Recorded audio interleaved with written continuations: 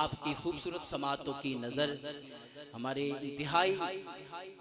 انتہائی قابل احترام شخصیت حضرت علامہ مولانا خطیب الاسلام مبلغ اسلام جامع المعقول والمنقول آبشار علم و حکمت انتہائی خوبصورت میٹھے انداز کے اندر گفتگو کرتے ہیں۔ پہلی بار جب میں نے بھی سنا تھا قبلہ حضور کو سامنے بیٹھ کر، کافی عرصہ پہلے کی بات ہے، منڈی بہاؤالدین شہر کے اندر ہی، تو یقین جانے 3 دن تک مجھے یاد ہے کہ سحر طاری رہا تھا۔ ایسے لگتا تھا ابھی تک بیٹھ کر آپ کی قبلہ کی گفتگو سن رہا ہوں۔ آپ خوش نصیب ہیں کہ ہمیں آج ایک مرتبہ پھر سے حضور کو سننے کا موقع مل رہا ہے۔ آپ کی خوبصورت سماعتوں کی نظر مبلغ اسلام خطیب الاسلام حضرت علامہ مولانا غلام بشیر نقشبندی صاحب استانہ علیہ باؤلی شریف خطیب اعظم گجرات، آپ کی خوبصورت سماعتوں کی نظر کیے جا رہا ہوں۔ مہمان کا استقبال ذرا کر کے بتائیے گا کیسے کیا جاتا ہے۔ میں ایک بار یہ ضرور کہوں گا اندر اتنی سردی نہیں ہے، ہاتھوں کو اٹھا کر استقبال کیجئے گا۔ جو اٹھا سکتا ہے بزرگوں اور بیماروں کو چھوڑ کر نعرہ تکبیر، نعرہ رسالت۔ فرانس میں خاکے چھپ رہے ہیں، حضور کا نام لے کر ہم بلند کریں گے حضور کا نام۔ نعرہ رسالت، نعرہ رسالت، نعرہ رسالت، نعرہ تحقیق، نعرہ حیدری۔ علی کا عشق تو چہرہ سوار دیتا ہے، علی کا بغض تو چہرہ بگاڑ دیتا ہے۔ ارے تو اس کے ذکر کو ادنا سمجھ رہا ہے نہیں، علی وہ ہے جو ایک ہاتھ سے خیبر اکھاڑ دیتا ہے۔ نعرہ حیدری، نعرہ حیدری، میلاد النبی۔ الحمدللہ رب العالمین، الصلاة والسلام علی سید الانبیاء والمرسلین وعلی آلہ الطیبین الطاہرین واصحابہ الراشدین المہدیین، اما بعد فاعوذ باللہ من الشیطان الرجیم، بسم اللہ الرحمن الرحیم۔ یا اہل الکتاب قد جاءکم رسولنا، صدق اللہ مولانا العظیم۔ ان اللہ وملائکتہ یصلون علی النبی، یا ایہا الذین آمنوا صلوا علیہ وسلموا تسلیما۔ الصلاة والسلام علیکہ یا رسول اللہ وعلی آلک واصحابک یا حبیب اللہ۔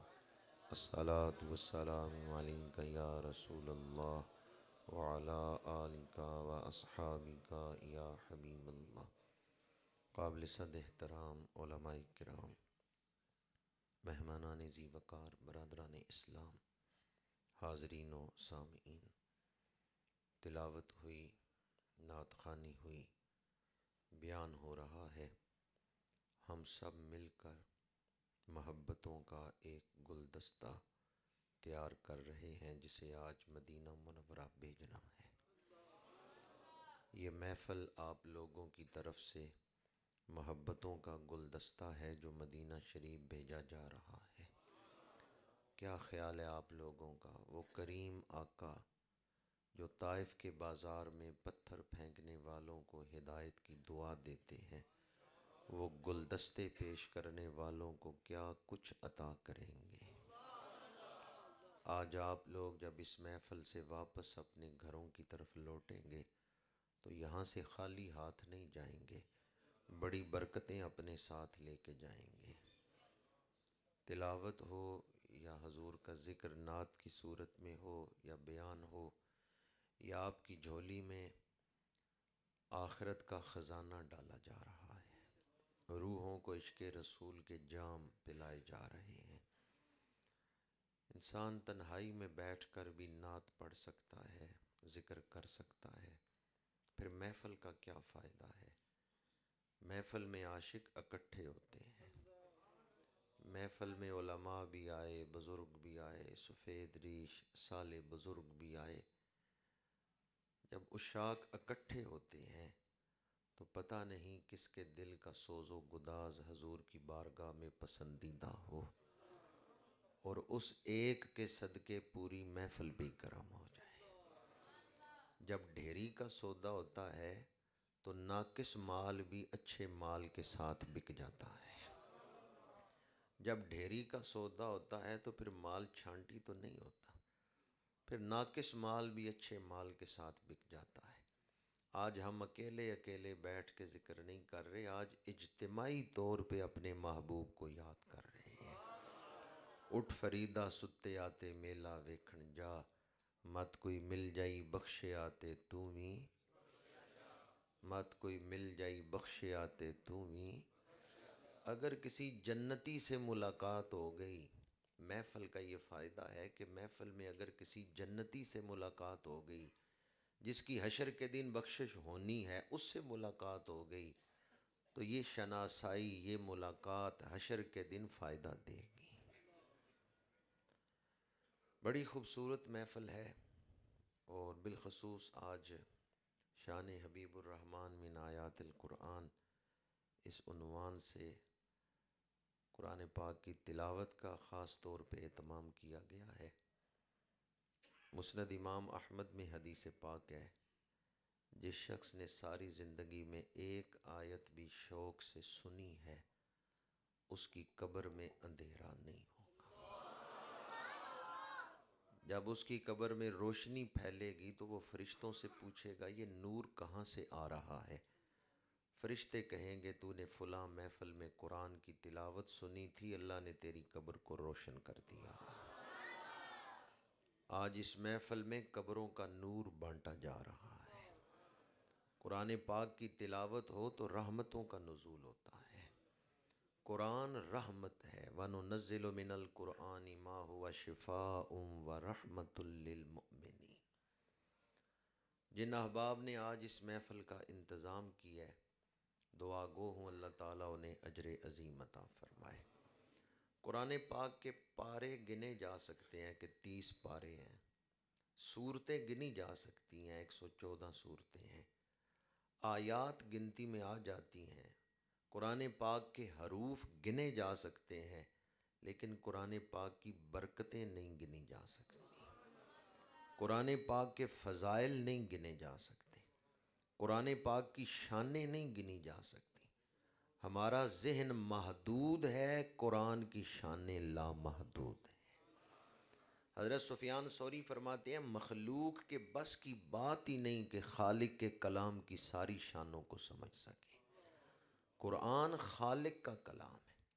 آپ لوگ خوش نصیب ہیں کہ آج مسجد کے پاکیزہ ماحول میں بیٹھ کر قرآن پاک کی تلاوت سے اور حضور کے ذکر سے اپنے سینوں کو روشن کر رہے ہیں۔ بار دیگر دعا گو ہوں خالق کائنات منتظمین معاونین کو اجر عظیم عطا فرمائے۔ میں نے سورہ مائدہ آیت نمبر 15 کا پہلا حصہ تلاوت کرنے کا شرف حاصل کیا ہے۔ اللہ کریم نے ارشاد فرمایا یا اہل الکتاب قد جاءکم رسولنا، اے اہل کتاب تحقیق آیا تمہارے پاس رسول ہمارا۔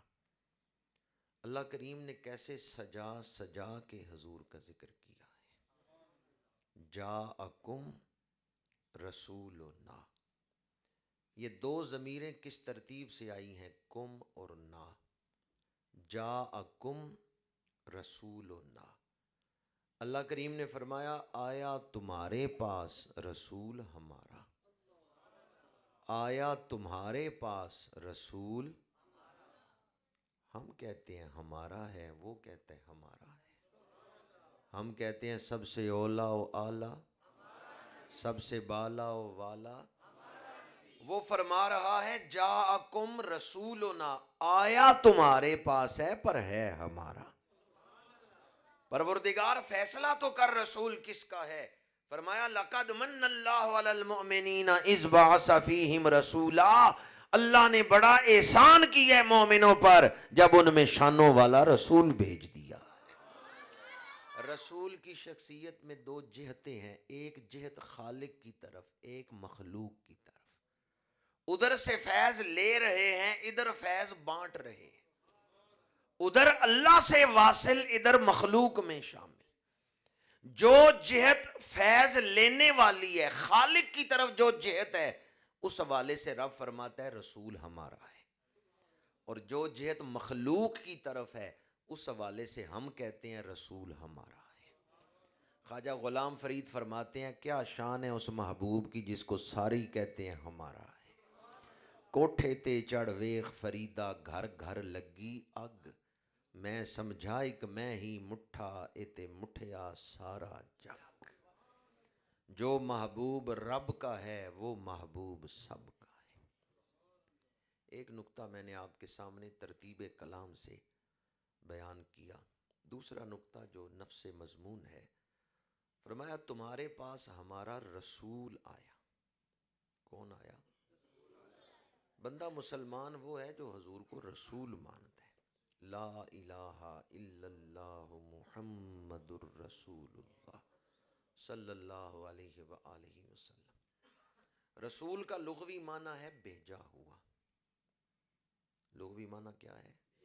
اصطلاحی معنی ہوا انسان بعث اللہ الی الخلق لتبلیغ احکامہ، لیکن لفظی معنی ہے بھیجا ہوا، جسے بھیجا جائے اسے رسول کہتے ہیں۔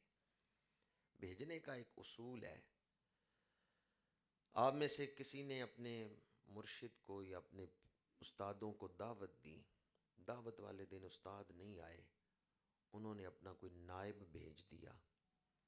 استادوں کے بھیجے ہوئے آدمی کی آپ عزت کریں تو کس کی عزت کر رہے ہیں؟ بھیجے ہوئے کی عزت بھیجنے والے کی عزت ہے، اور بھیجے ہوئے کی توہین بھیجنے والے کی توہین۔ یہ ایک اصول ہے کہ بھیجے ہوئے سے آپ نے محبت کی، یہ بھیجنے والے سے آپ نے محبت کی، اور اگر بھیجے ہوئے کی توہین کی ہے، بے عزتی کی ہے، تو آپ نے بھیجنے والے کی بے ادبی کی ہے۔ رسول تو ہیں بھیجے ہوئے، تو بھیجنے والا کون ہے؟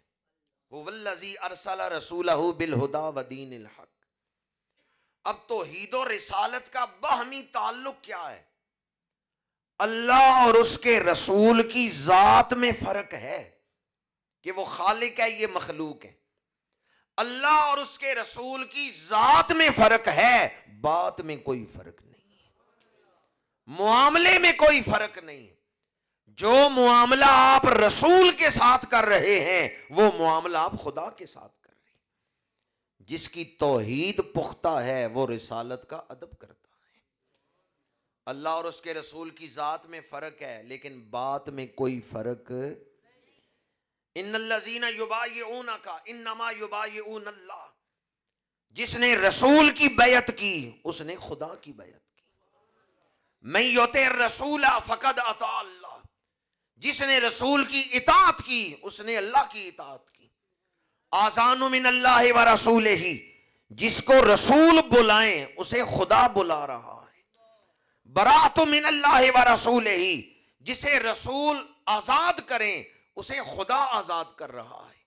ولو انہم اذ ظلموا انفسہم جاؤوک فاستغفروا اللہ واستغفر لهم الرسول لوجدوا اللہ توابا رحیما، جو رسول کے دروازے پہ آیا وہ خدا کے دروازے پہ آ گیا ہے۔ اور اس عنوان پر سارے قرآن کا خلاصہ اور نچوڑ ہے یہ آیت، قل ان کنتم تحبون اللہ فاتبعونی یحببکم اللہ۔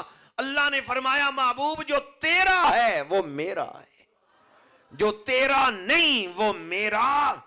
بخدا خدا کا یہی ہے در، نہیں اور کوئی مفر مکر، جو وہاں سے ہو یہیں آ کے ہو، جو یہاں نہیں سو وہاں نہیں۔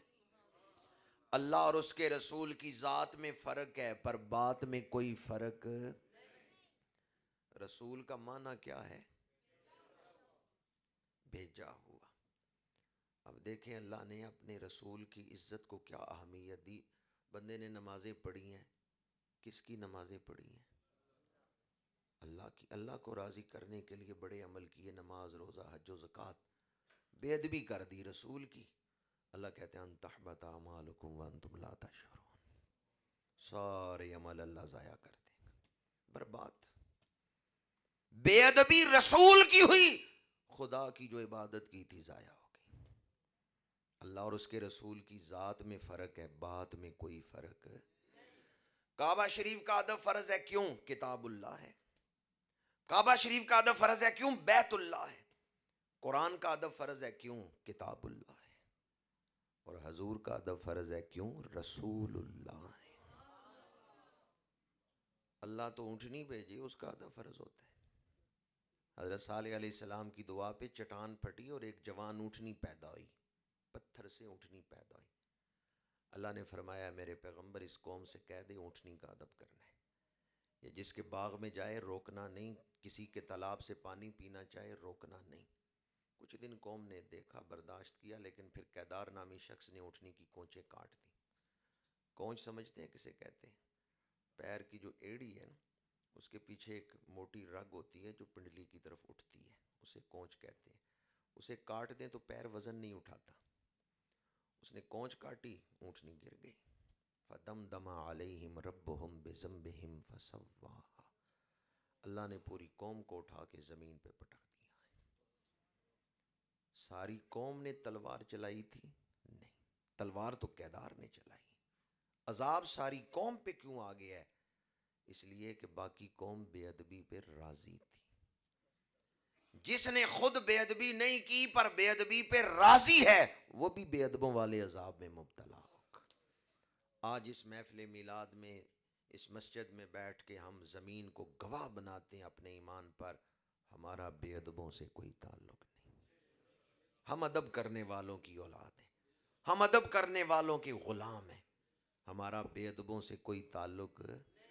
چند لوگ ہی بولے ہیں، باقی چند میں نے دیکھے انہوں نے ہونٹ زور سے دبا لیے ہیں کہیں لا تعلقی ہو ہی نہ جائے. ہمارا تعلق کس کے ساتھ ہے؟ ادب کرنے والوں کے ساتھ. رشتے تمام توڑ کے سارے جہاں سے ہم وابستہ ہو گئے ہیں تیرے آستاں سے ہم. رسول کا لفظی معنی میں نے کیا بیان کیا؟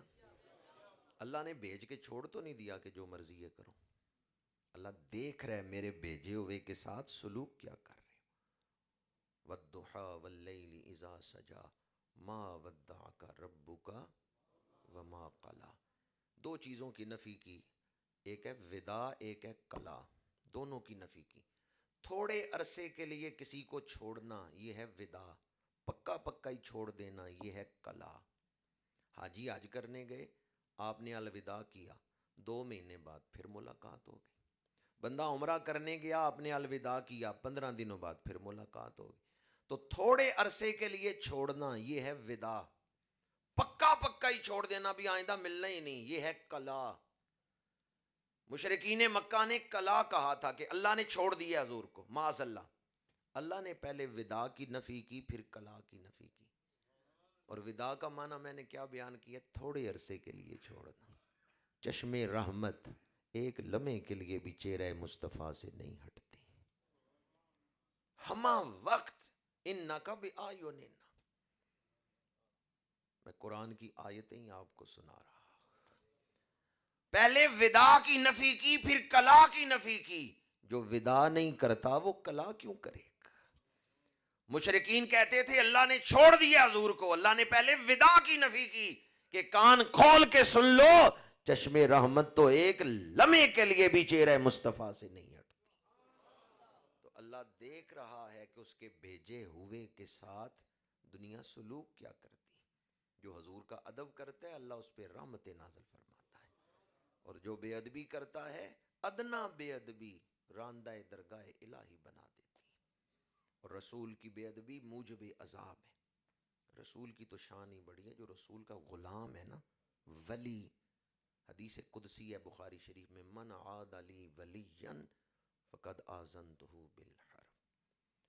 ولی کا دشمن خدا کا دشمن ہے، تو جو نبی کا دشمن. لفظ رسول کے حوالے سے ایک نقطہ میں نے آپ کے سامنے عرض کیا کہ رسول کا معنی ہے بھیجا ہوا. اس لیے کلمہ پڑھنے کے بعد سب سے بڑا فرض ادب رسول ہے. نماز فرض ہے لیکن نماز سے بڑا فرض ادب رسول ہے. روزہ فرض ہے لیکن روزے سے بڑا فرض ادب رسول ہے. بندہ نماز نہ پڑھے گناہگار ہوگا یا کافر ہوگا؟ گناہگار ہوگا. اور حضور کا ادب نہ کرے تو کافر ہو جائے. اس لیے نماز سے بڑا فرض ہے ادب رسول.